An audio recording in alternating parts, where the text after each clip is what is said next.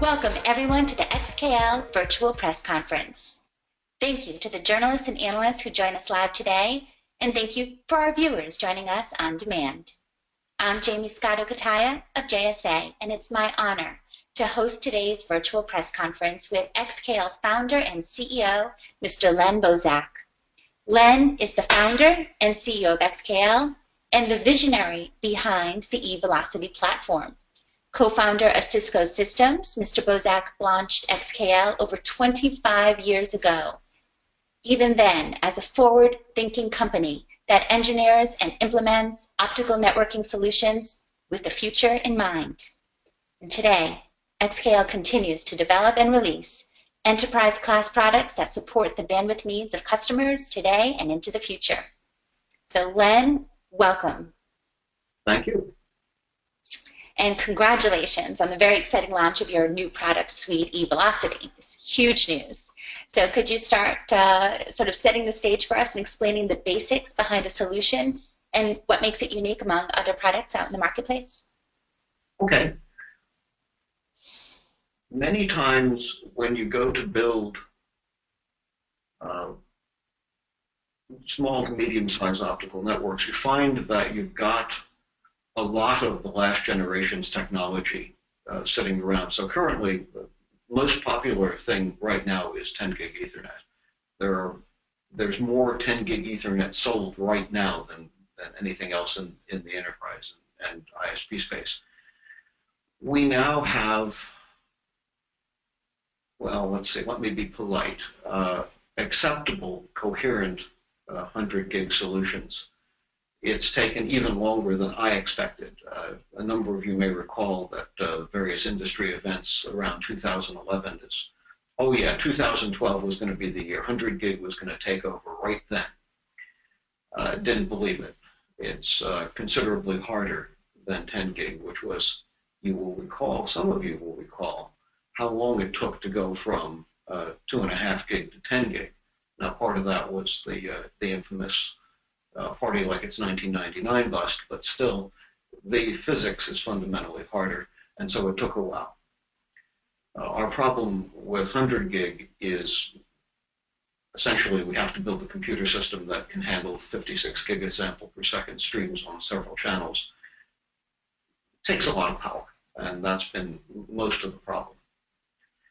So what eVolocity does is it lets you take a whole bunch of 10 gigs and statistically multiplex them up onto some 100 gig, potentially coherent, or we can use anything you can put in a CFP at the moment. That's the rear interface.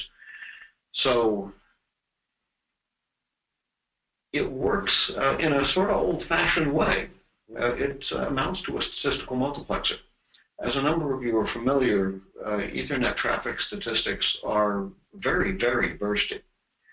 And unlike, people ordinarily consider, say, a Poisson distributed traffic to be pretty bursty, but there is a certain amount of buffer that you cannot lose traffic with Poisson. Computer distributions are much worse than that. So we're able, we can't solve that problem. You can't have any finite amount of buffering that won't lose something. That's, get over it. We're you know, no matter how much buffer you put in your Ethernet switch, you still lose things occasionally. So we're prepared to do layer 1, maybe it should be called layer 1.25, statistical multiplexing, and further to let you make decisions if there are short-term traffic conflicts, who wins. So you can set priorities in groups, and we will give you better average service to the groups you prefer, and numerically you can choose how much everybody gets. It's our version of something like deficit-weighted round robin, if you want the magic acronym. And so here you are, able to take a pretty large number of your legacy 10 gig channels and run them up on 100 gig line side in such a way that you have quite an efficient system. Every time you, and you can choose, some people will choose to do no oversubscription at all. So they will do nothing more than simply add it all up, and there's never going to be a conflict when you do that. Of course, you will probably find your line utilization never goes much above 50%. So you have a choice here. You can take a little bit of a risk and say do a 2-to-1 theoretical oversubscription. That'll get you a higher line use, but not a lot of loss. And some people are actually quite comfortable with 4-to-1. If you know your customers and what's going on, that's a pretty comfortable oversubscription ratio that people have used. You can find out empirically just by doing it and seeing what actually happens. We count everything under the sun. So let's say a few other things about it. We'll give you an alternative to simple A/B switching, in that you can choose to send some groups of traffic down each of your 200 gig line sides. And if one of them fails, you fall back to the other side using the same ability to statistically oversubscribe your line for your protection switching. So yeah, you'll be oversubscribed, and you may start losing more things in bursts than you would lose in your production environment. But many customers perceive no difference at all. And here you have your what amounts to very efficient protection switching. We have some other tricks involving how the multiplexing in somewhat more complicated networks are done. I don't think we need to. I won't, unless somebody's really curious, go right into those. But that's the overview. Now, something else. When you look at the slides, you will notice. I think the press release explicitly says 240 gigabits. And that's a safe oversubscription ratio. Guess what? I think people can count, and you'll notice there are twice that many ports on the front. Well, watch this space. There's more coming. As I think everyone also knows, that line-side signal processing is improving. And so we will give you more bits per second on the line side in time. But that's not today. That's what you see today is what we announced. But there's a future. I believe in the future, and we're aiming to be there. You certainly are. And in layman's terms, if you will, what are the benefits for users to be able to scale that bandwidth on demand? Well, it lets you, it's primarily economics. You have the ability to come much closer to using your line side capacity than you could otherwise without losing a significant amount of traffic, without an enormous amount of buffering. We do the decision making at the full line rate. There's no sort of averaging or anything of that done. We'll obviously do have to buy. There's a delays worth of storage everywhere. So it's not that there's zero delay, but the switching delay, the actual instantaneous switching delay, happens effectively in the 100 gigabit gaps. So it's making a decision every few nanoseconds, quite literally. But that's not where you get delay. You get delay because you do have to store things, just because that's how the systems have to work. But it's not tremendous. It's not. Some switches actually have a significant play out and decision delay. This one doesn't. It's not really a level 2 switch. We do deal with frames rather than very small units. Still, that's why I call it level 1 1/4. It's not a switch in the traditional sense, but it is also not just a low-level bit multiplexer. It's not a muxponder. There is no one-to-one onto mapping of every time slot to every output time slot to every input time slot. There's no fixed relationship. We do permit any one channel to run at its full rate, and of course nanosecond by nanosecond, that changes. Who's running changes very rapidly. So the real benefits are it's economic, it gives you a ability to add things to your network where you're both saving money and delivering for perhaps the next level of customer some other economic benefits. One of the things you can do with this product, which I don't think we've talked much about, is you can build a robust, physically distributed port multiplexer for a router port.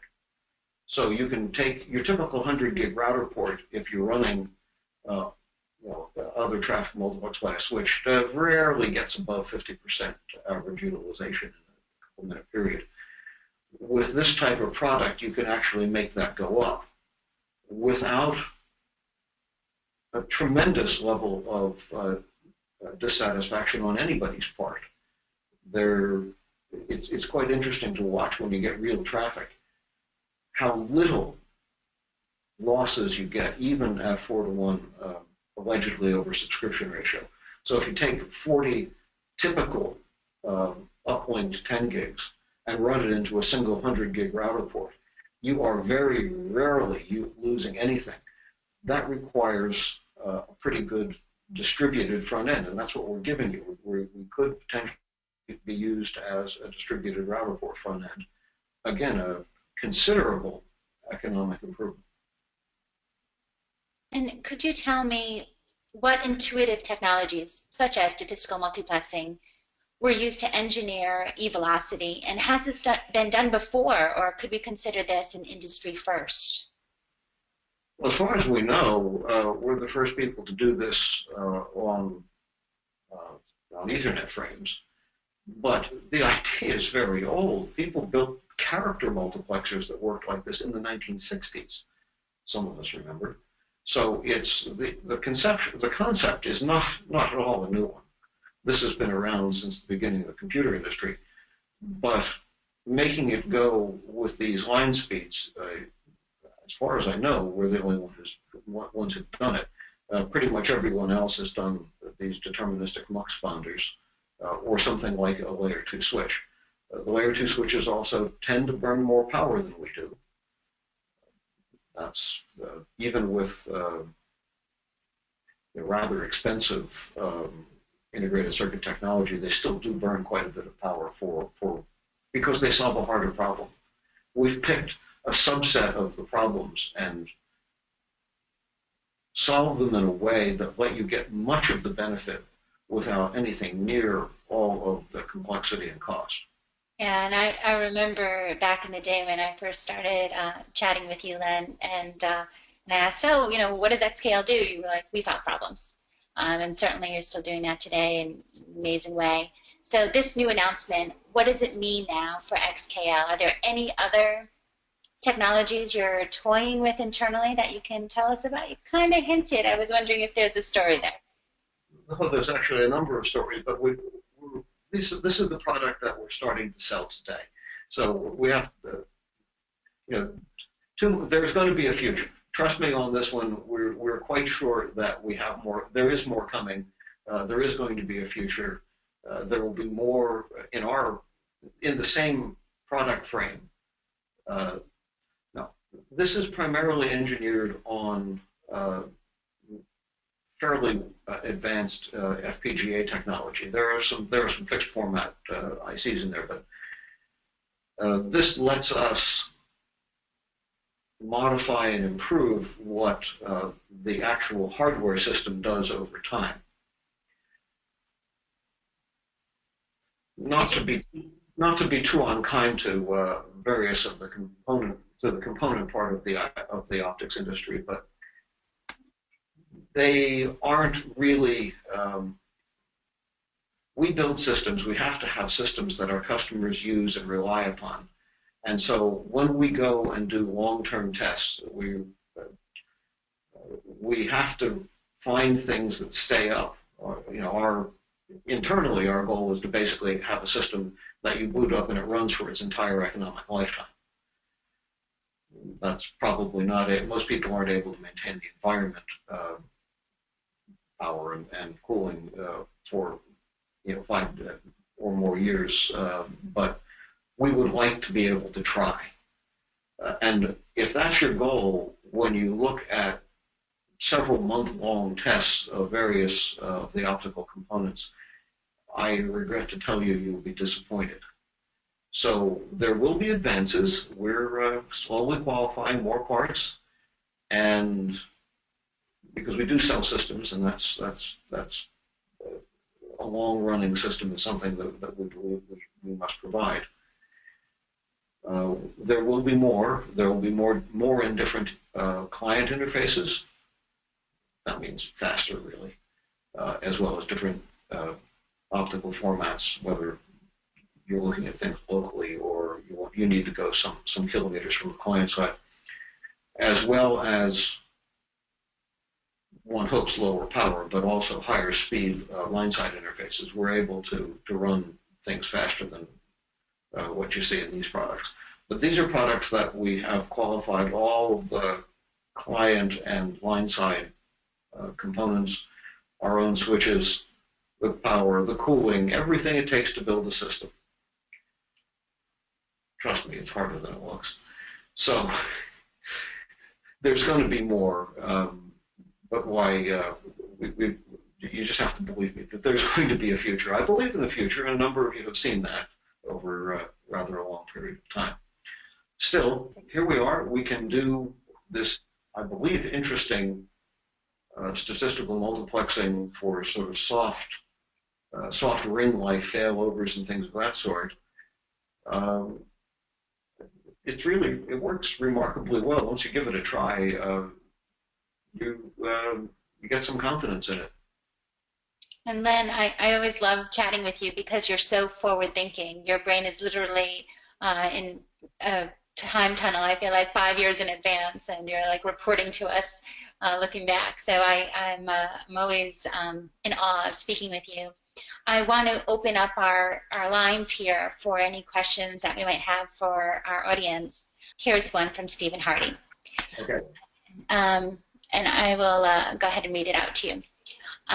Stephen Hardy asks Len if you could provide more details on the differences between the DQM 100 and the DQT 100. So what's the difference between DQM 100 and DQT 100, and which will prove more popular in your opinion? Good question, Stephen. I couldn't tell you which is going to be more popular. But both. we did them both because we think that you'll have some different applications. Some of the stuff that you get with all these products is initially let's imagine you already have a 10 gig based system and you just need to get a little more bandwidth out of it.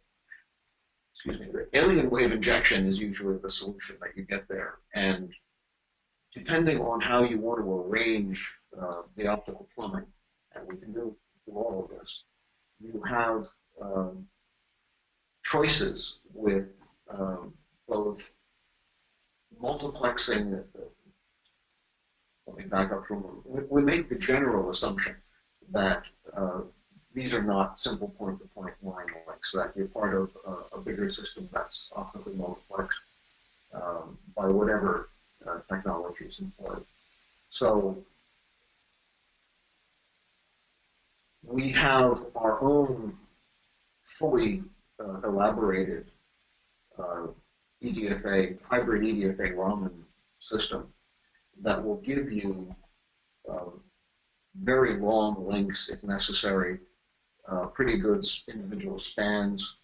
A number of you may recall that we have our own 2,000 kilometer plus actually test bed made out of not very good fiber, and that was a deliberate choice to validate these things. In particular, one of the things that it took a little while for the component vendors to get straight was the ability to mix the 100 gig coherent and a lot of 10 gig randomly assorted in a 96 channel system.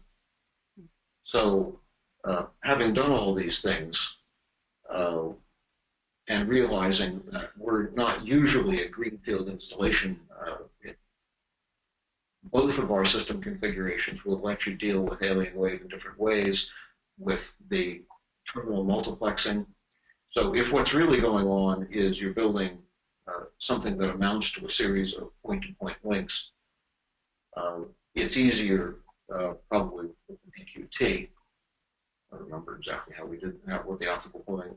Part of my problem, by the way, is when you mention a part number, I look at I remember the optical plumbing in them, and I see possibilities. That's your visionary mind, you know. You look at it, you see the future. The curse of knowing how things work. Anyway, both systems have good application depending on how your systems are now configured. Whether we're going to just add a few hundred gigs of multiplexing some tens onto a nearly subscribed system, or whether you're building something that is fundamentally going to be 100 gig nearly greenfield, you'll find it easier with one version or the other. And Stephen, I'm just going to unmute you here for a second. Did that answer your question? I think so. I mean, just to make sure I've got my my acronyms straight. If we look at the slide that describes the two of them, the only major difference between them is one is compatible with DBC and the other one is compatible with DMD. So it might be helpful. I think I know what those mean, but maybe it would be helpful to spell those two acronyms out. And that's entirely a difference in the forming of your front-end multiplexer at the site. I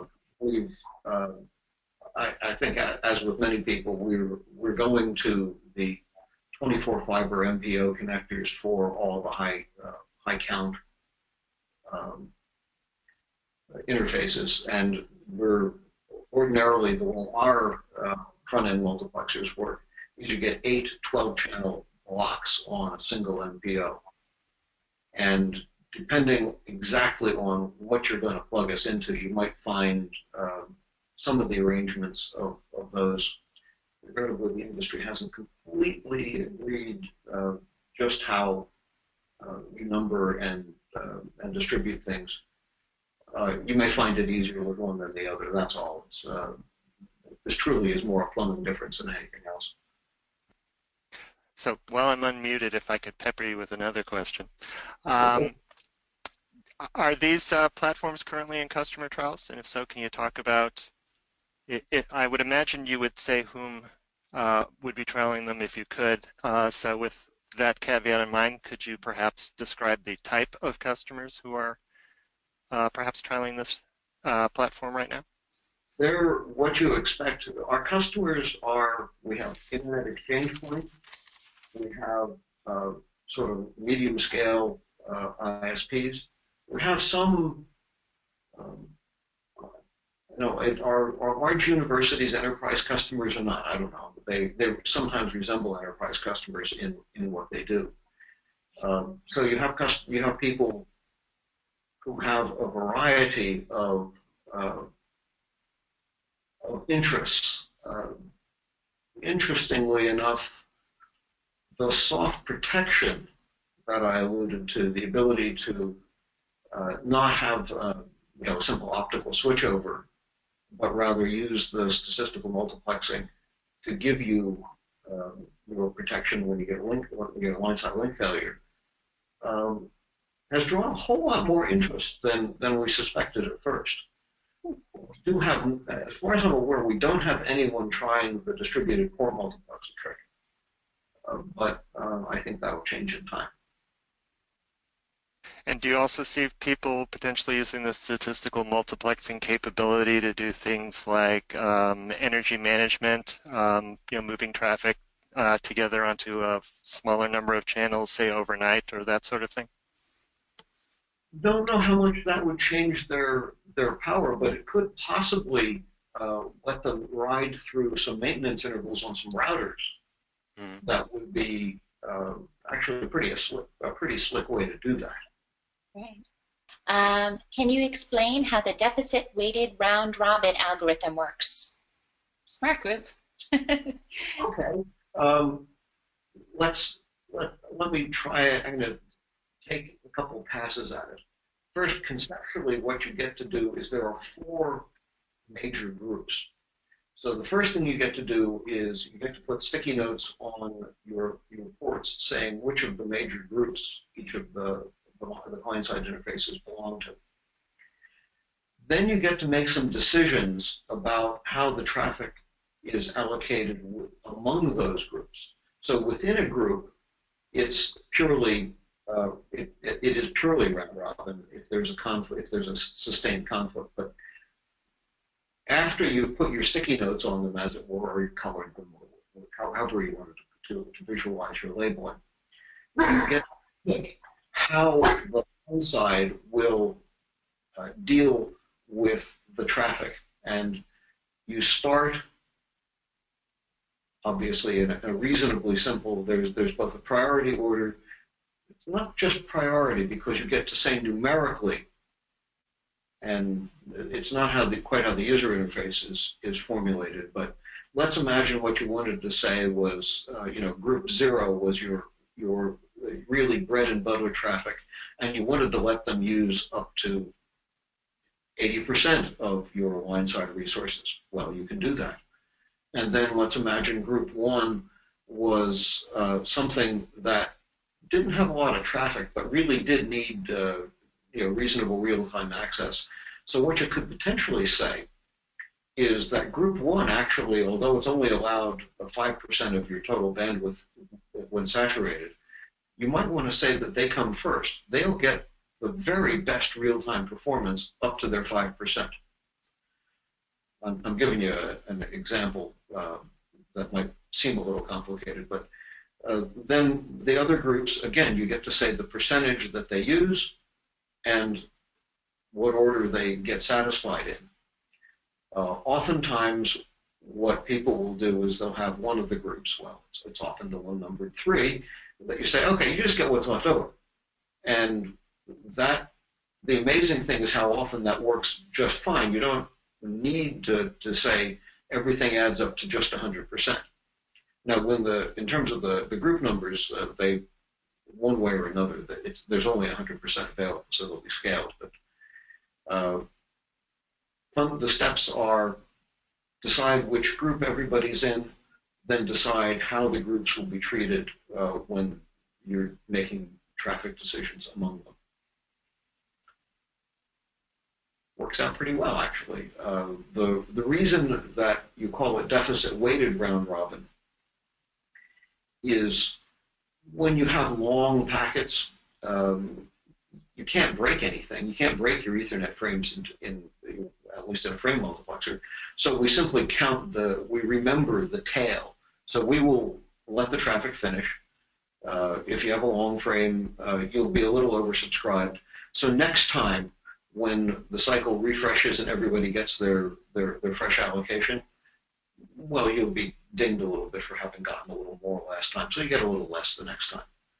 It turns out to be a very smooth traffic flow that results from this.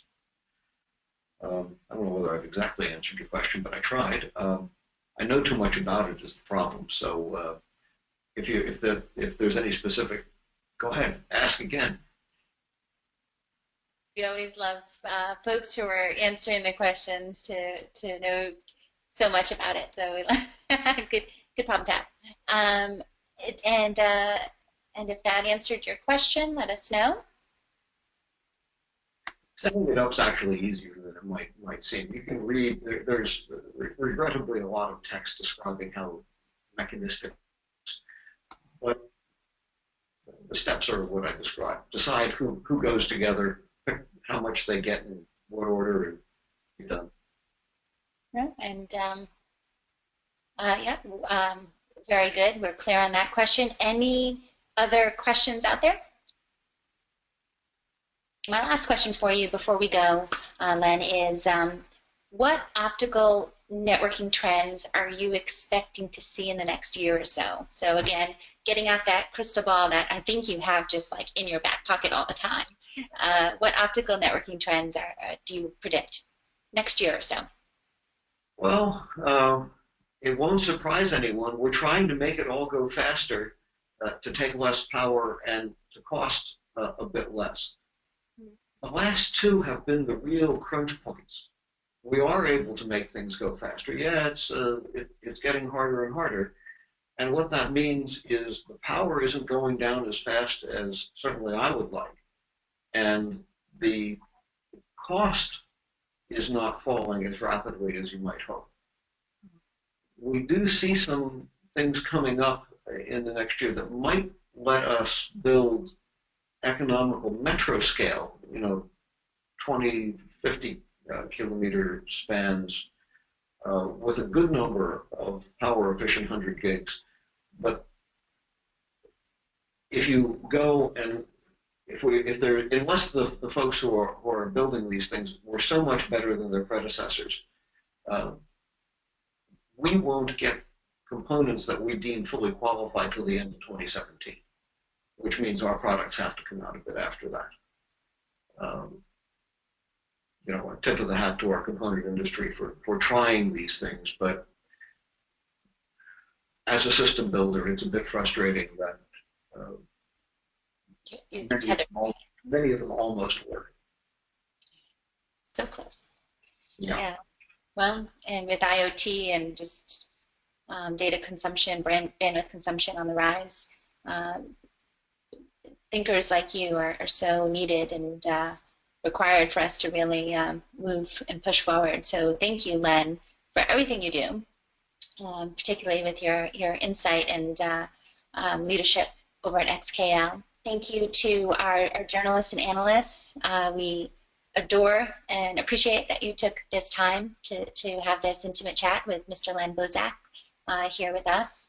Again, if you have any other questions, feel free to just send them over, JSA_XKL at jamiescotto.com or PR@jamiescotto.com, if that makes it easier. Gets to us both ways. And we look forward to answering them and getting any of Len's further insights over to you. Thank you, everyone, for joining us, and we look forward to next time. Thank you all.